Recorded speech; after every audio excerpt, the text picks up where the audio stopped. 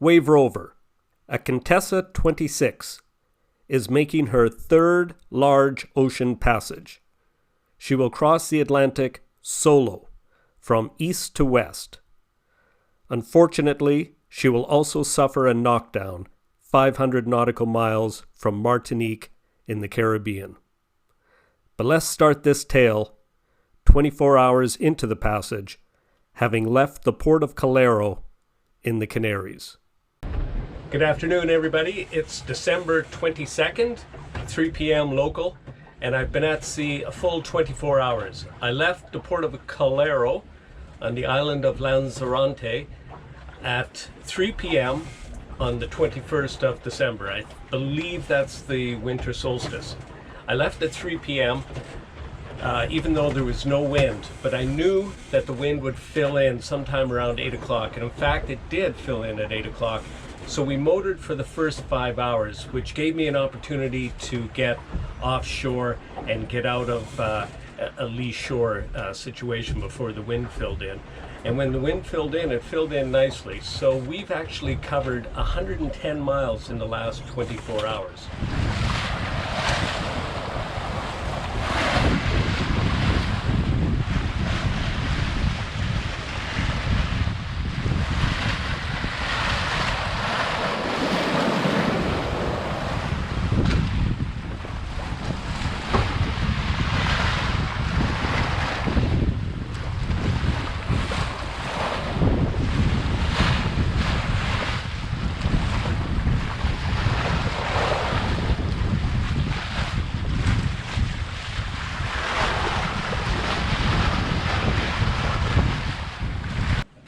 Good morning, it's day 3, and last night it was blowing force 6. I know that because I was close enough to the Canaries that I could get a weather forecast from the Spanish Coast Guard, and they tend to do wind speed by force, so I'll have to look up exactly what that means in knots. But it was force 6. It meant that I had 2 reefs in the main, and I also had the jib, the new jib reef. I've just been up on deck this morning because the weather has mitigated somewhat, so I've shook the reef out of the jib, and I'll take you up on deck and see what it's like. The seas have flattened quite a bit. Last night they had the seas at 4 to 5 meters, and now you can see they're maybe 1 to 2 meters.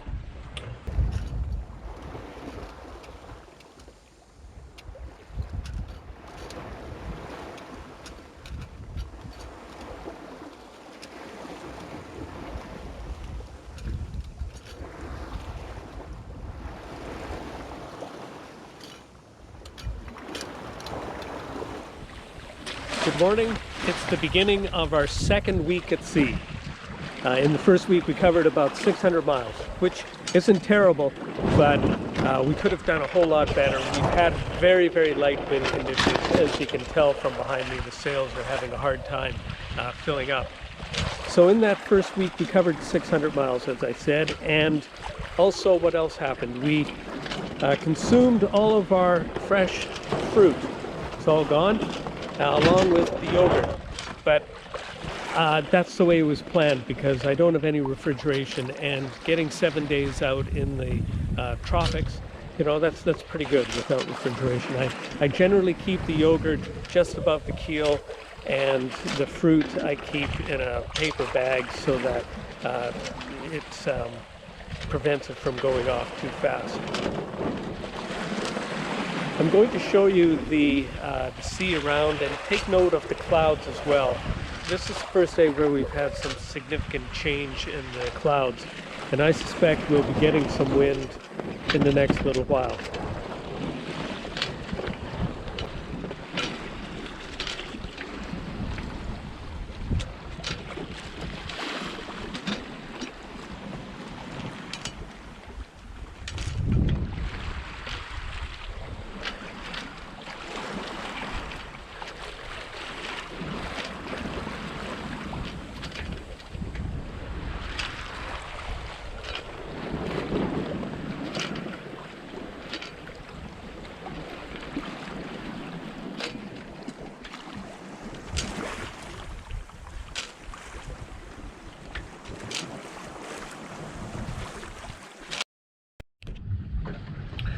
Okay, the red triangle is where Wave Rover is right now. And the white blotches up here, that's the Canaries. That's where we left from. Now, we're heading over here to Panama. And I'm just going to make this a little bigger.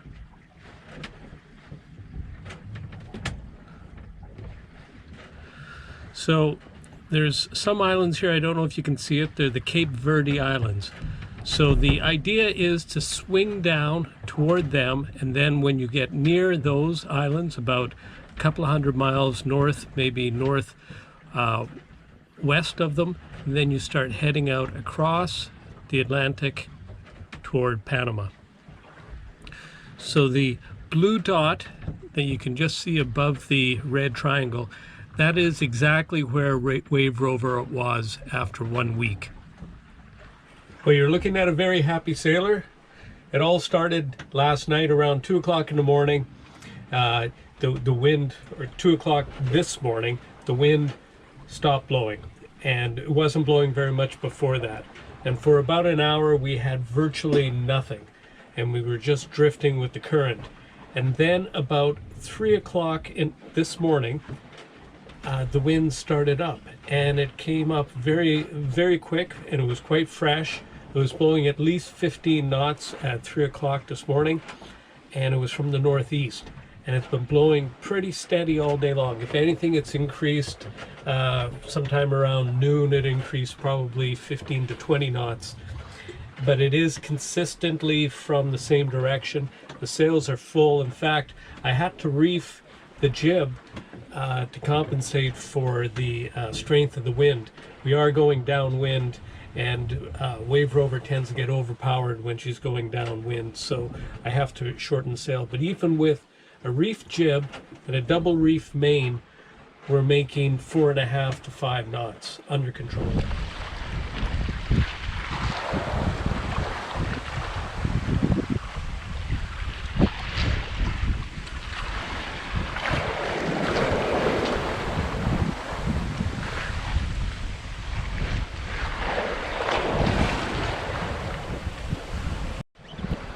Okay, so we're on a starboard tack. There's the Mark III. First thing we're going to do is we're going to bring the main in, because this is going to be a controlled jibe.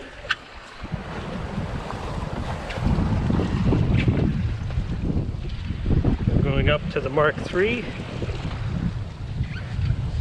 Undo the lock nut. Now this is the trailing edge right here, and we want to put the trailing edge over on this side to mark what a broad reach would be. So there we have. Tighten up the nut.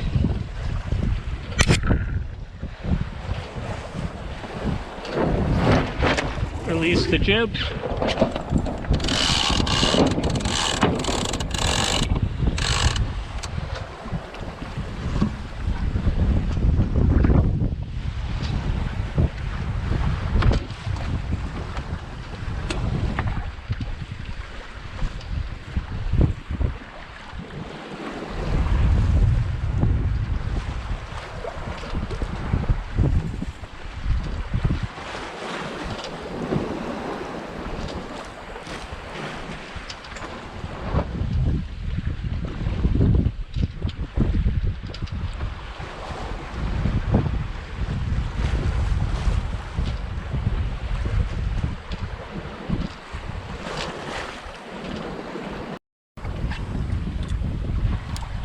The tack of the reef jib is chafing against the pulpit, so I'm going forward to release the lanyard holding the tack, increase it by about 6 inches, then I'll go to the mast and I'll hoist the halyard to tighten the jib.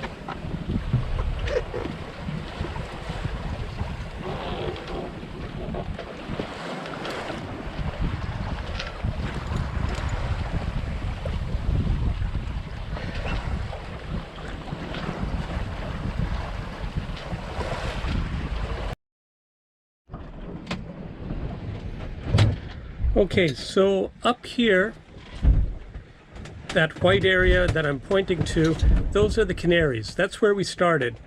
And then let me just make that bright. And then this little blue dot right here, that's where we finished at the end of the first week. And right here, the red arrow, that's where we are right now. So you can see that's North Africa, and the Canaries are located just off of North Africa. And we are headed right across to right about here in the Caribbean. We're not stopping, but we're going through what are the Lesser Antilles, all the way over here to Panama. So that's where we are right now. Well, it's the first day of the third week. And last night the winds increased and the seas are beginning to build again. We were at 18 degrees 30 minutes north latitude approximately yesterday, and the winds were quite variable. So I decided to head south. We're at approximately 17 degrees north latitude right now, and the winds have certainly steadied up, and they're from the northeast.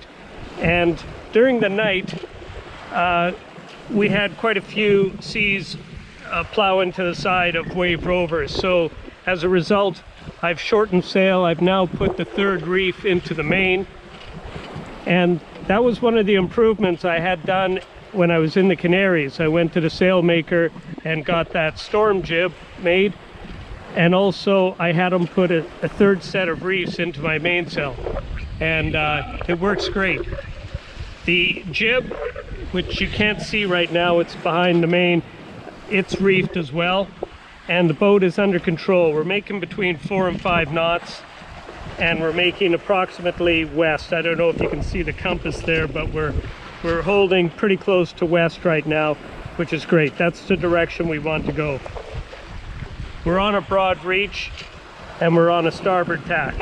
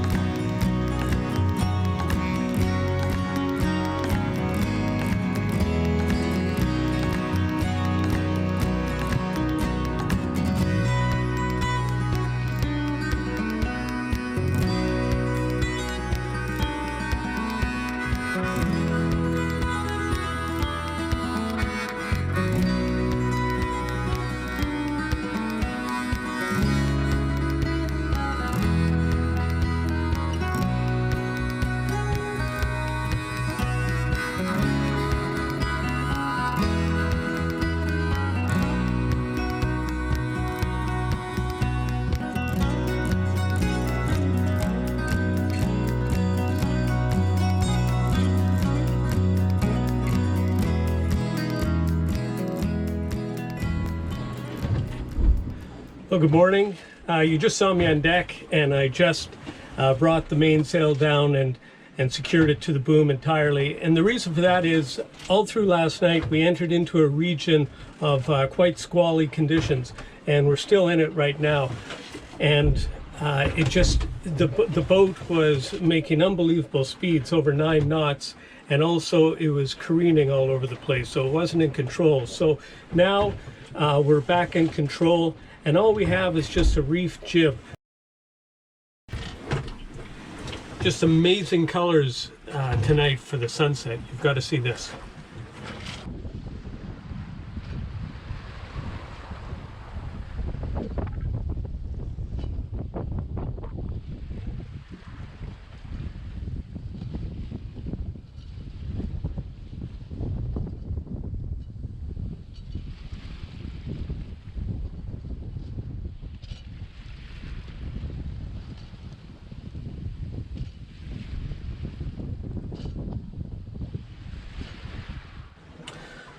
Wave Rover is doing about 5 knots right now. It's under just the reefed jib, but I was on deck just a few minutes ago and I've noticed that a couple of the reef lines have loosened. Well, one is loosened and one has come undone.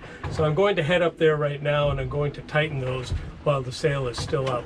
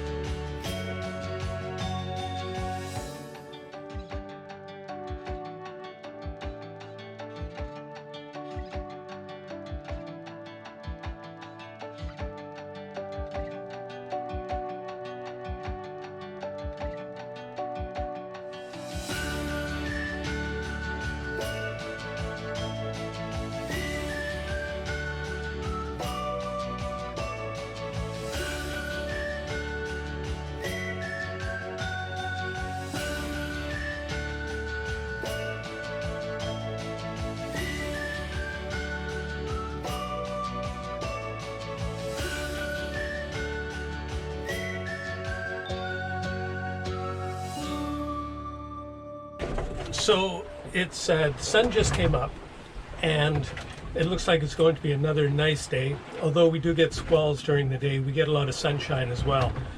And it's all downwind. So the jib is doing most of the work and the jib's doing a fine job. But the mainsail has been down and it's been secured to the boom now for a while, for probably 4 or 5 days. And now that I've seen that the jib is fine by itself going downwind, I want to put a boom cover on that main.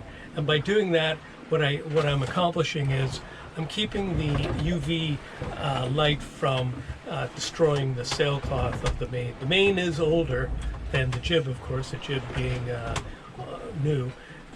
So when I do need the main, I know that I'll still have a lot of main left. So I'm going to head up on deck now and put the boom cover on.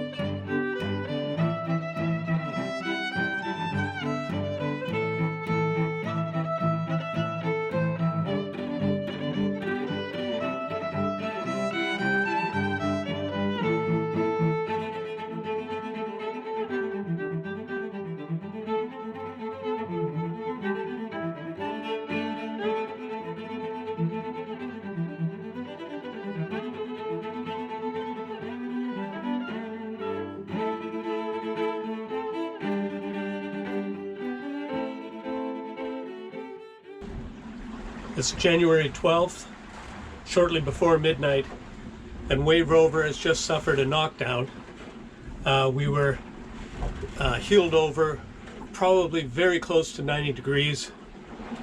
A lot of water came in through the hatch because the hatch again wasn't secured. We weren't expecting a rogue wave to smash into us like that.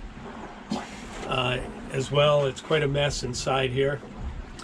My tablet came flying across, as you can imagine, and it's now non-functioning, and that was the main tablet that I use for navigation. I do have a backup tablet that I'll dig out tomorrow, and hopefully it'll be functioning. Up on deck, the stern pulpit has been crushed. We lost a solar panel on the port side, and the Mark III steering gear, because of it's attached to the stern pulpit, was non-functioning. So I've tightened up the control lines of that, and she is steering again. So I'll just wait now until sunrise so I can do a proper assessment of the exterior of WAVE ROVER. The sun just came up a few minutes ago, and we also have an overtaking situation happening right now. I haven't had any contact in weeks, and now I have a sailing vessel, Agape, approaching from astern, and he's only about 1.5 miles away, and we are going to pass very close. So I'm going to hail him and let him know where I am. Just maybe he doesn't know, he's not keeping a lookout. I have no idea, so I'm just going to hail him now. Agape, Agape, Agape. This is the sailing vessel WAVE ROVER, WAVE ROVER, WAVE ROVER. Over.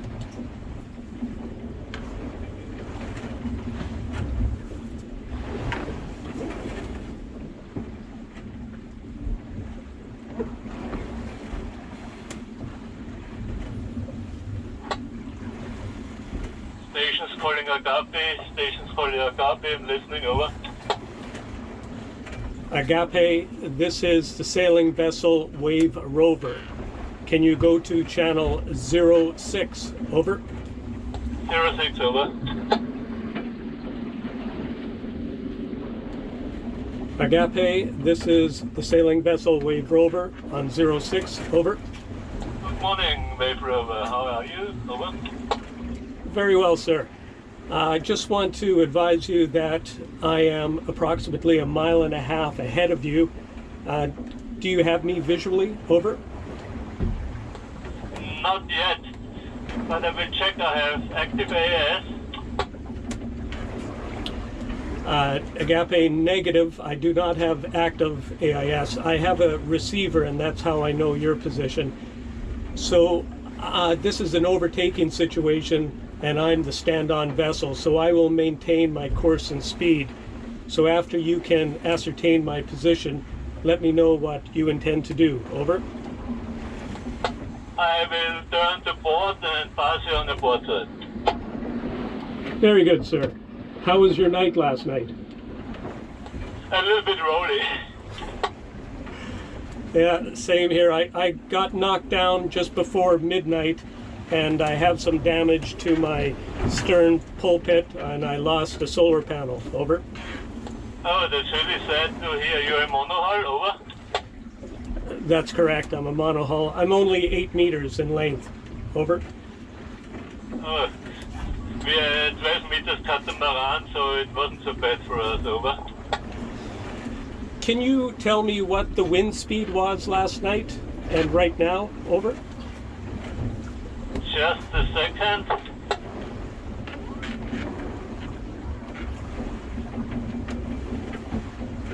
Now we have about 24 knots true wind, and I think in night time it was also between 25 and 27 or something like this. Over.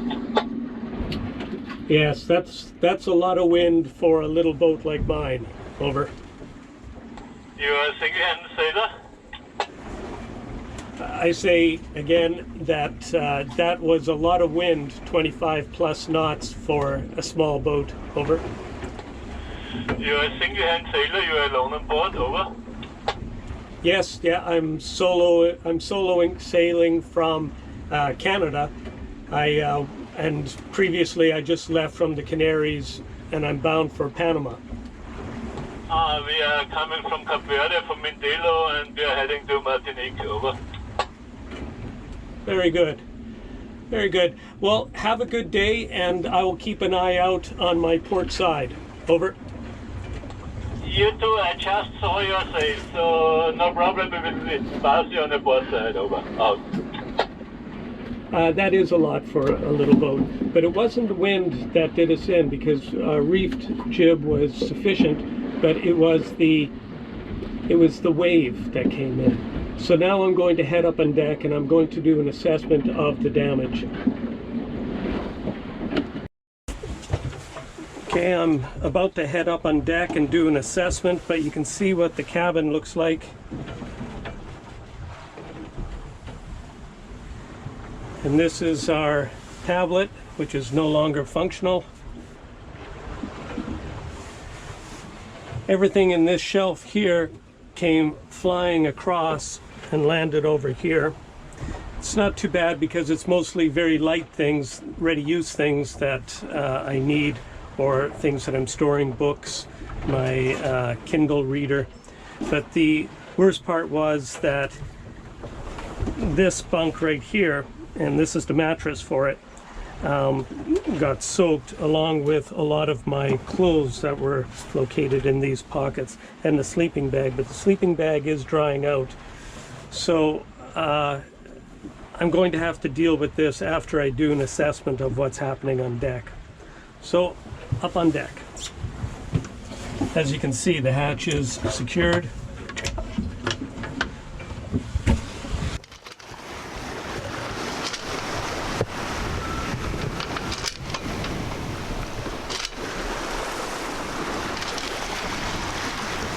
Well, you can see that the stern pulpit has been crushed in.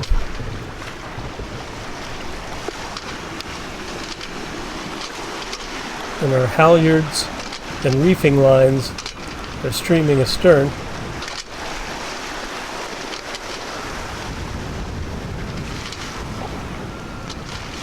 During the knockdown, that mast would have lain right against the sea, and that would cause the halyards just to come off their coils and stream astern. The mainsail, the jib rather, looks like one of the reef points has come undone there by the clew. Also, the radar reflector is outboard of the stay. That was from the pressure of the boat righting itself. So now looking at this solar panel, you can see it's damaged beyond repair. The glass is all cracked.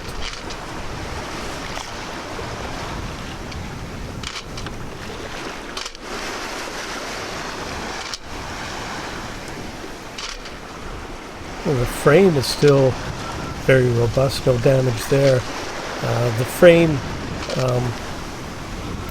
the supports rather, I built, and the frame is bolted to them because the frame of the panel is rather weak. So that transferred the load directly to the pulpit.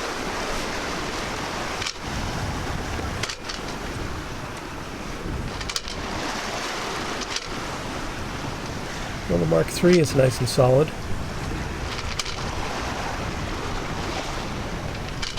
Held on by its lashings. And the lashings actually are very good because there's a certain amount of resilience in a lashing. And it would take a shock load much better than if it was fixed tight.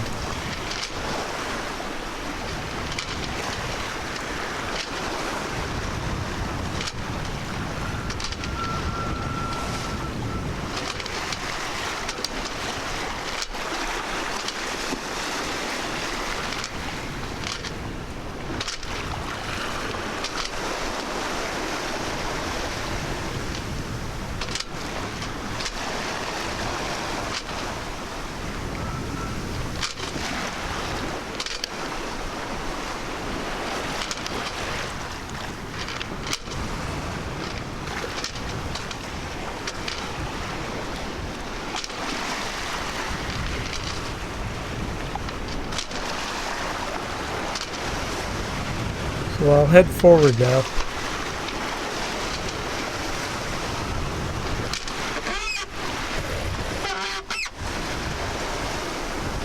Oh, the dinghy's nice and secure. I know there was a little bit of speculation there several videos ago about the dinghy not being able to survive a knockdown, but it is very robustly secured to the deck. There are chocks that it's sitting in, and these chocks, they're through bolted. And then these cargo straps holding it down, they're onto U-bolts that are again through bolted with backing plates.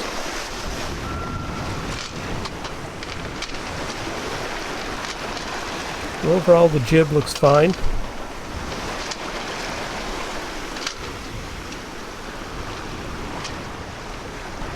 Now, you may not realize it, but before I unclip from the jack lines, I always look out to sea and look for those rogue waves, the type that'll catch you unawares and toss you into the water.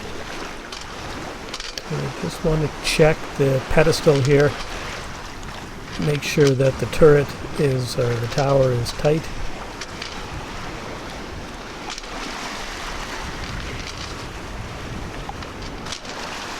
But the sea still has a little bit of treachery left.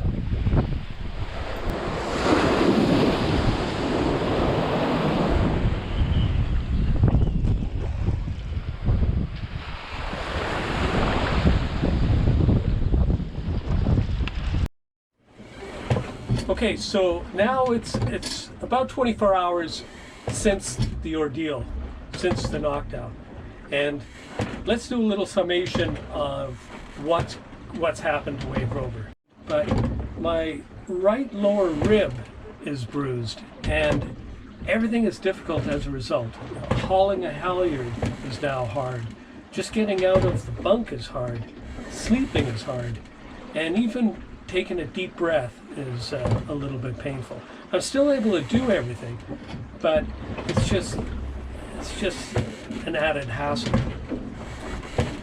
Another thing I've noticed is we have more water coming into the bilge than usual. So I think perhaps the lower gudgeon that's holding the rudder, that's the bracket that the pintle on the rudder slides into. I think maybe that has been shifted and a little bit of water is coming through there. It's most likely not a big deal. All I need to do is get the boat up in the hard and take it out and recock it.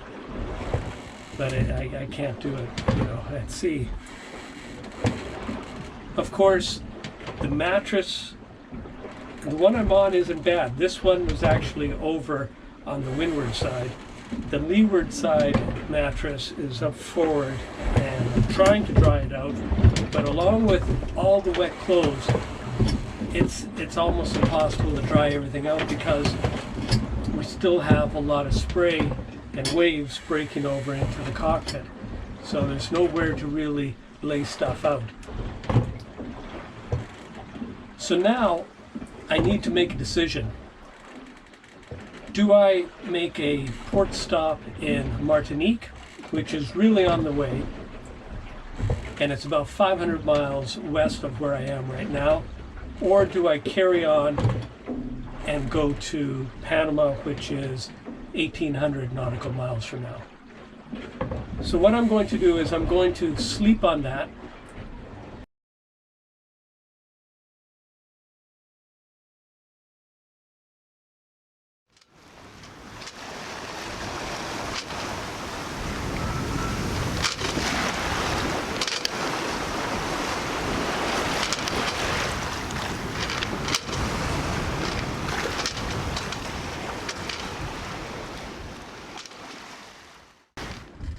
So as far as navigation goes, I've been using this nice little Samsung tablet with Navionics charts loaded onto it. And I just bought this during my stay back in Prince Edward Island, which you saw just a few videos ago. And it's really nice, and it's quite fast processor. and I've been really impressed with it. But the night of the knockdown, it went from this holder right here and flew across the cabin and hit that side of the cabin, and it just won't work anymore.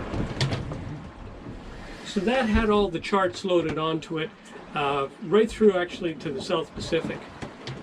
But I also have this older Samsung tablet, and on it I have, just bring it up here,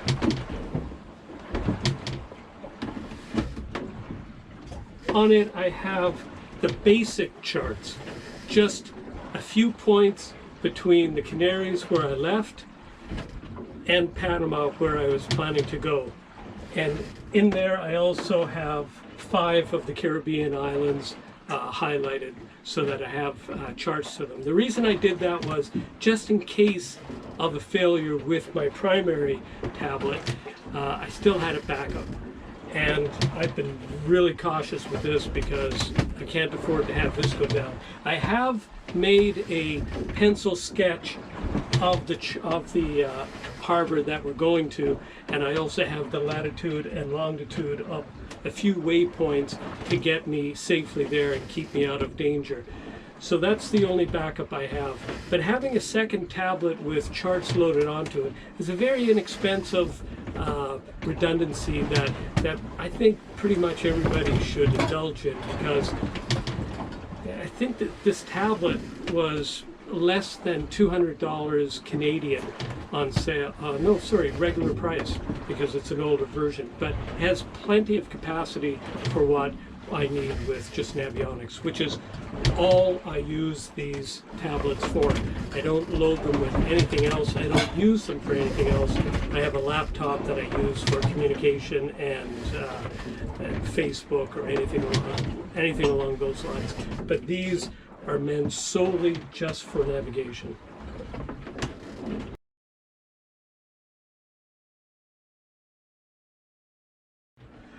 Originally, our plan had us going in between the islands of St. Lucia to the south and Martinique to the north. So we're going to stop at Martinique. On the southwest coast, there's a port called the Port de Marin, and we'll stop there if they have room. And we'll make our repairs. And I would like to see a doctor about my ribs, which aren't getting any better. They're still really painful. I've been wrestling them. I have a tension bandage on to help support them. I do recall from my first aid that there's really not a whole lot you can do about a cracked, broken, or bruised rib. It's just time will fix it. Just try to keep it immobilized and don't put any stress on it, which I'm doing. I'm not taking any pain medication because I'm getting close to the islands now. We're having the odd contact, and I just want to be at my best. I want to be fully awake. So we're about a little under 400 miles west-northwest of the island of Martinique right now.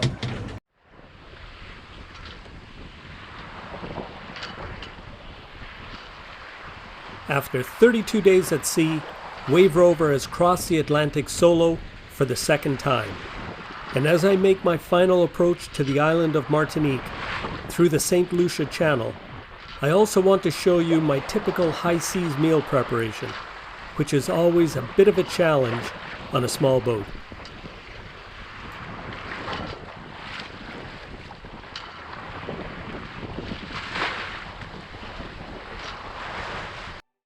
Okay, so today we're going to have a little bit of a cooking demonstration.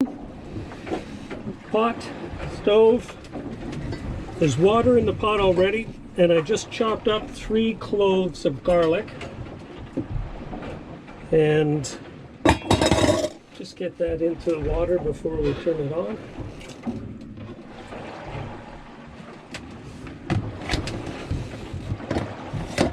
It's got to secure everything because everything moves. Turn the stove on.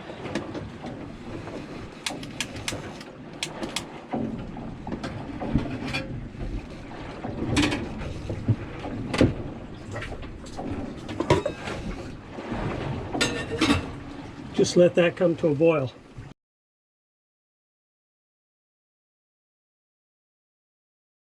Okay, the pot is, you can see steam coming up, so the water is boiling.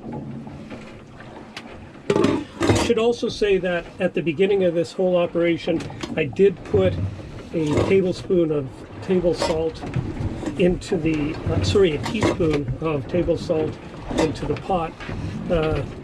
Old wives' tale says it's supposed to make it boil faster. Okay, that was rice.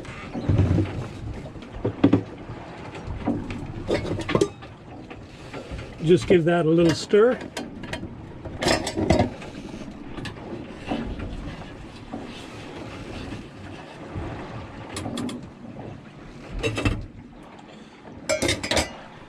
And then turn it down.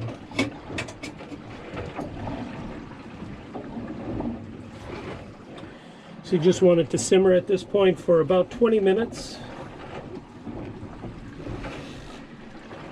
And the other thing you might notice is I have these little bits of wire twisted in on the inboard and outboard edge of the stove, and that was to keep the pot from moving.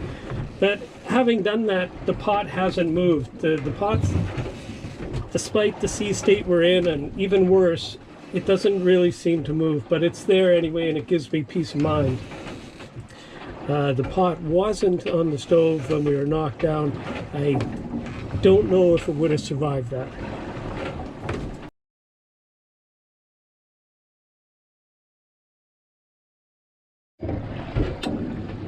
Okay, so it's been cooking now for about 15 minutes. Just going to take a quick look.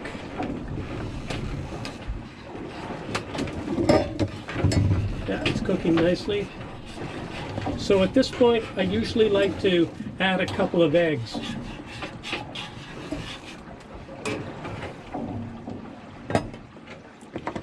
So the eggs were coated in Vaseline before I left the Canaries.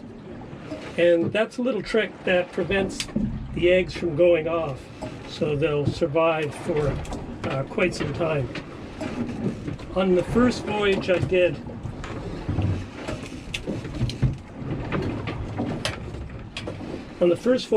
across the Pacific, I had eggs about 3 months into the voyage, and that was in the tropics for probably half that time.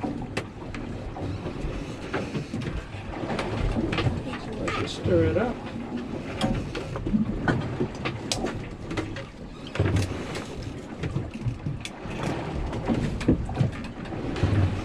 I like to get the yolk mixed in really well.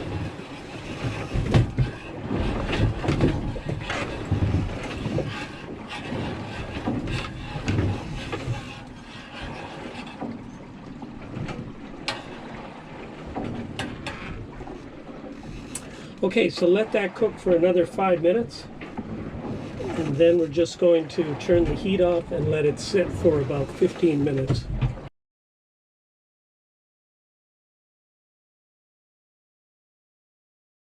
Okay, so the heat's been off and the pot's been sitting for about 20 minutes. So it's cooked. And now I'm going to put in some sardines.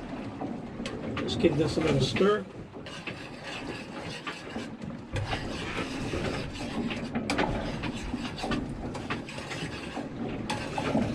So the sardines that I purchased, I have all different kinds. Some are in spring water, some are in vegetable oil, and some are in olive oil. The ones in olive oil are the best.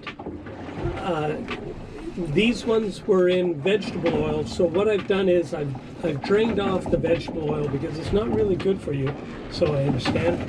And now I'm going to put the sardines in here.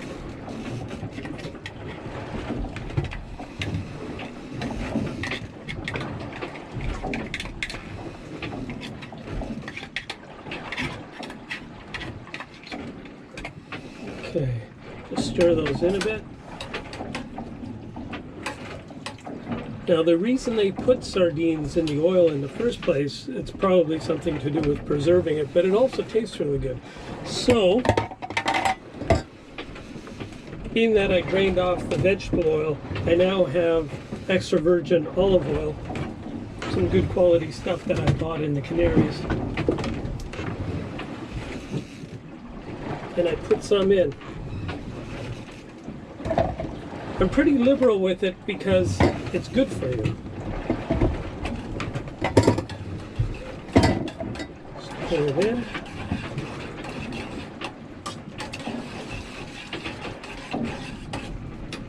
The next thing I add is, it's called nutritional yeast.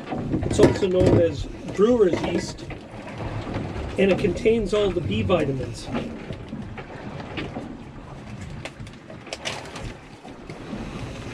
And it has a really nice sort of buttery flavor.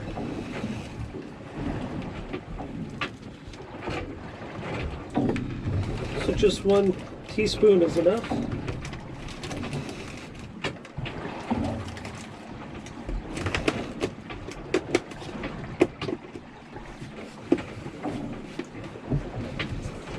Stir that in.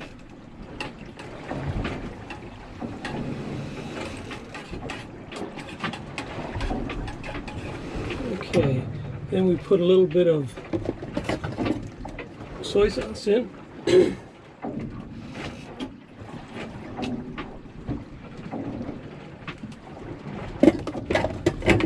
And just a little bit of hot sauce to add a little bit of flavor.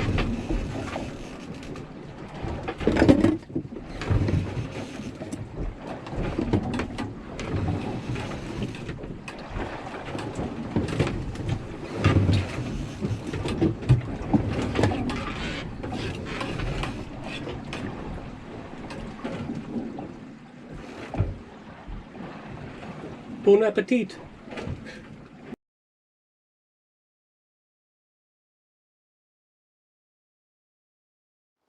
Well, it's January 21st, 2020. And I've been at sea 31 days, but just up ahead. On the port side, just below the setting sun, we have the island of St. Lucia clearly in sight.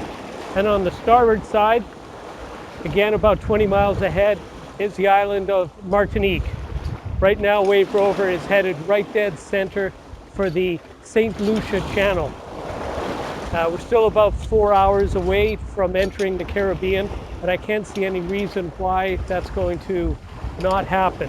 We have really mild conditions, and it's really quite a thing for a small boat like Wave Rover to have crossed an ocean. You know, it's a challenge, and I'm feeling really good about Wave Rover right now.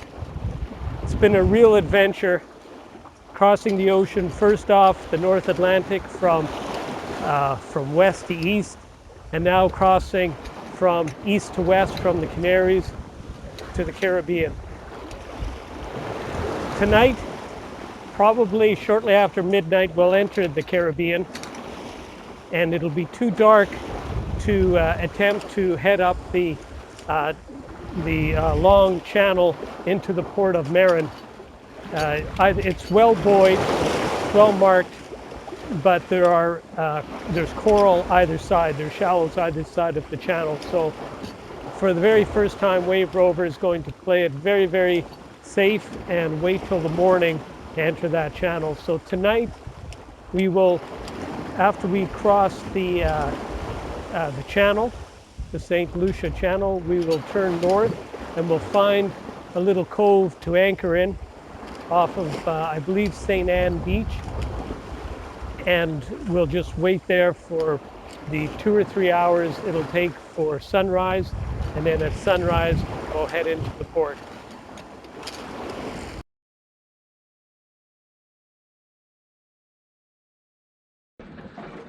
Well, it's almost midnight, January 21st, and Wave Rover is now officially in the Caribbean Sea. Take a look at the chart.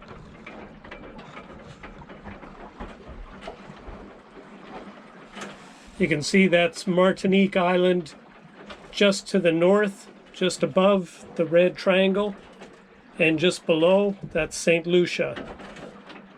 So we're We have left the Atlantic Ocean and we are now in the Caribbean Sea.